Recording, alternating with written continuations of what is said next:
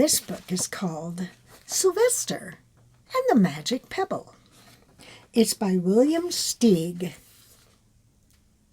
Sylvester Duncan lived with his mother and father at Acorn Road in Oaksdale.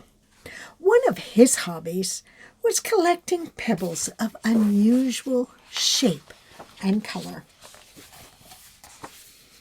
On a rainy Saturday during vacation, he found quite an extraordinary one. It was flaming red, shiny, and perfectly round, like a marble.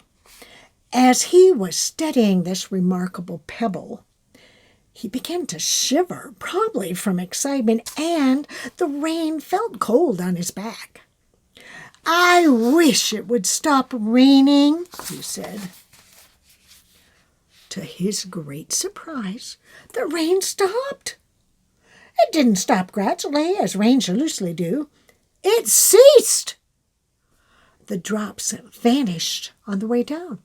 The clouds disappeared. Everything was dry. And the sun was shining as if the rain had never existed.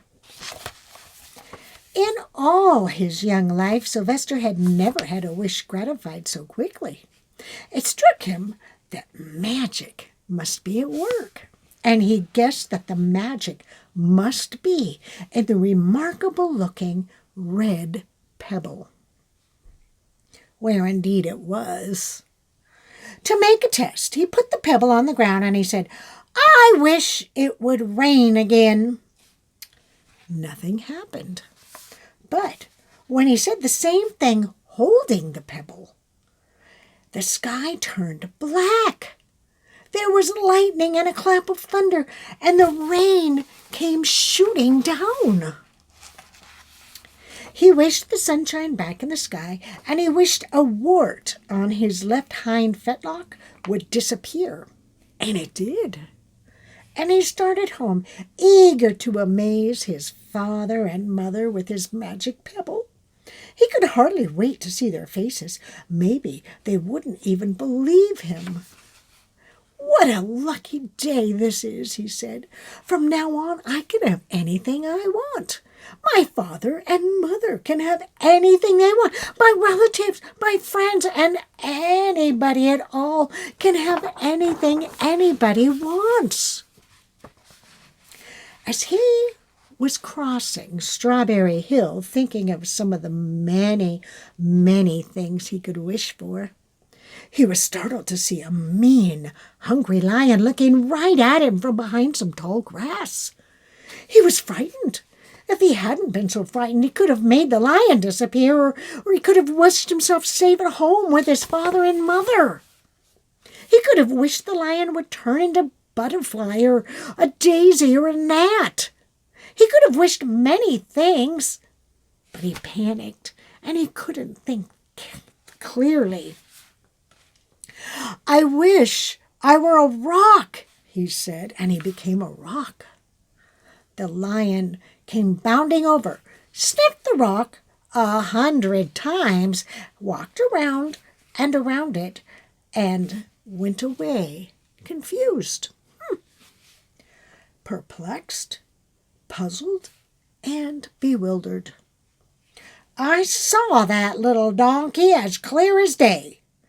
Maybe I'm going crazy," he muttered.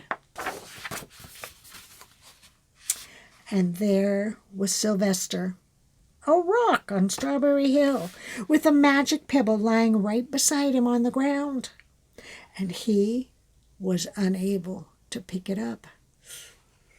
"Oh, how I wish I were myself again," he thought, but nothing happened. He had been touching the pebble. He had to be touching the pebble to make the magic work, but there was nothing to do for it. His thoughts began to race like mad. He was scared and worried. Being helpless, he felt hopeless. He imagined all the possibilities, and eventually he realized that his only chance of becoming himself again was for someone to find the red pebble and to wish that the rock next to it would be a donkey. Someone would surely find the red pebble. It was so bright and shiny, but what on earth would make them wish that a rock were a donkey? The chance was 1 in a billion at best. Sylvester fell asleep. What else could he do? Night came with many stars. Meanwhile, back at home, Mr. and Mrs. Duncan paced the floor, frantic with worry. Sylvester had never come home later than dinner time. Where could he be? They stayed up all night, wondering what had happened, expecting that Sylvester would surely turn up by morning. But he didn't, of course. Mrs. Duncan cried a lot, and Mr. Duncan did his best to soothe her. Both longed to have their dear son with them. "I will never scold Sylvester again as long as I live," said Mrs. Duncan, "no matter what he does." At dawn, they went about inquiring of all their neighbors. They talked to all the children, the puppies, the kittens, the colts, the piglets. No one had seen Sylvester since the day before. They went to the police. The police could not find their child. All the dogs in Oaksdale went searching for him. They sniffed behind every rock and tree and blade of grass, into every nook and gully of the neighborhood and beyond, but found not a scent of him. They sniffed the rock on Strawberry Hill, but it smelled like a rock. It didn't smell like Sylvester. After a month of searching the same places over and over again, and inquiring of the same animals over and over again, Mr. and Mrs. Duncan no longer knew what to do. They concluded that something dreadful must have happened, and that they would probably never see their son again, though all the time he was less than a mile away. They tried their best to be happy, to go about their usual ways. But their usual ways included Sylvester, and they were always reminded of him. They were miserable. Life had no meaning for them anymore. Then it was winter. The winds blew this way and that. It snowed. Mostly the animals stayed indoors, living on the food they had stored up. One day, a wolf sat on the rock that was Sylvester and howled and "Oh!" because he was hungry. Then the snows melted, the earth warmed up, and in the spring sun, all things budded. Leaves were on the trees again. Flowers showed their young faces. One day in May, Mr. Duncan insisted that his wife go with him on a picnic. "Let's cheer up," he said. "Let us try to live again and be happy, even though Sylvester, our angel, is no longer with us." They went to Strawberry Hill.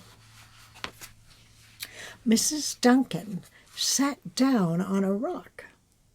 The rock. The warmth of his own mother sitting on him woke Sylvester up from his deep winter sleep. How he wanted to shout, "Mother! Father, it's me, Sylvester! I'm right here!" But he couldn't talk. He had no voice. He was stone dumb. Mr. Duncan walked aimlessly around while Mrs. Duncan set out the food on the rock. Alfalfa sandwiches, pickled oats, sassafras salad, timothy compote. Suddenly, Mr. Duncan saw the red pebble. "What a fantastic pebble!" he exclaimed. "Sylvester would have loved it for his collection." He put the pebble on the rock. They sat down to eat. Sylvester was now wide awake. Oh, as wide awake as a donkey that was a rock could possibly be.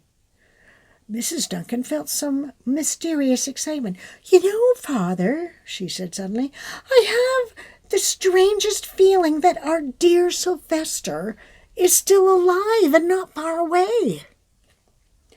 "I am! I am!" Sylvester wanted to shout, but he couldn't. If only he had realized that the pebble resting on his back was the magic pebble. "Oh, how I wish he were here with us on this lovely May day," said Mrs. Duncan. Mr. Duncan looked sadly at the ground. "Don't you wish it too, Father?" she said. He looked at her as if to say, "How can you ask such a question?" Mr. and Mrs. Duncan looked at each other with great sorrow. "I wish I were myself again. I wish I were my real self again," thought Sylvester. And in less than a minute, he was. You can imagine the scene that followed. Oh, the embraces, the kisses, the questions, the answers, the loving looks, and the fond exclamations. When they had eventually calmed down a bit and had gotten home, Mr. Duncan put the magic pebble in an iron safe. Someday they might want to use it. But really, for now, what more could they wish for? For they had all that they wanted.